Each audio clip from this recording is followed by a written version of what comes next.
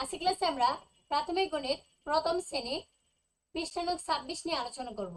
তাহলে চলো দেখে নেই পৃষ্ঠা নং 26-এ কি রয়েছে।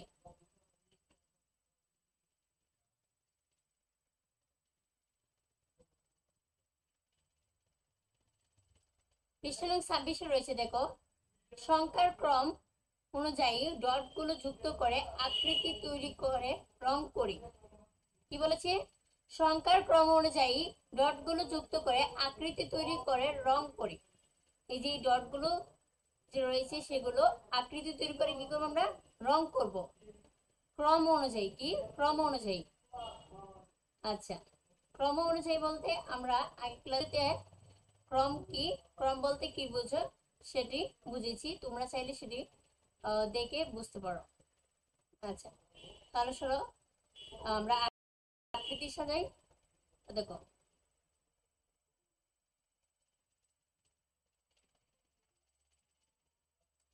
একের পরে কি 2, তারপর 2-এর পরে 3,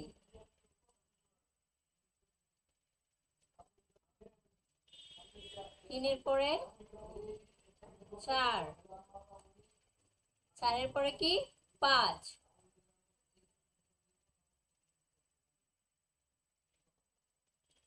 5-এর পরে 6,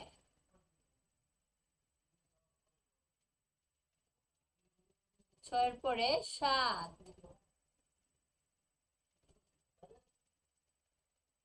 7-এর পরে 8,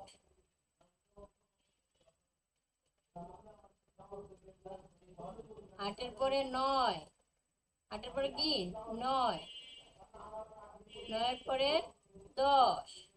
এই তো, দেখো, এটি আমাদের উপরটি মানে গড় গড় আকৃতি হয়েছে।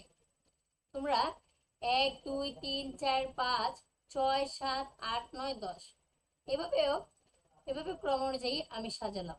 তোমরা চাইলে 10-এর পরে 9, তারপরে 8, তারপরে 7 6 5 4 3 2 1 এভাবেও ক্রম অনুযায়ী সাজাতে পারো। ঠিক আছে? আচ্ছা, আমরা এখন ঘর আকৃতি করলাম। এখন কি করব? এখন বলছে রং করতে। কি বলছে? রং করতে। তাহলে চলো একবার রং করি আমরা। উপরে দেখো রয়েছে সবুজ, আমরা সবুজ কালারই, চলো উপরটার মতো আমরা রং করব।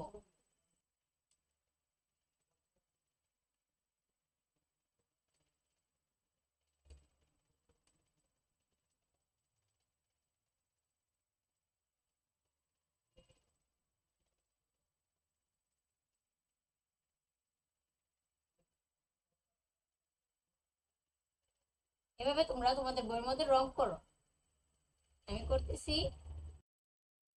আচ্ছা, এবার এটা রং করি আমরা। আচ্ছা, এবার আমরা কালো রং করব। এখানে কি করে রং? কালো রং। এবার তোমরা রং করবে।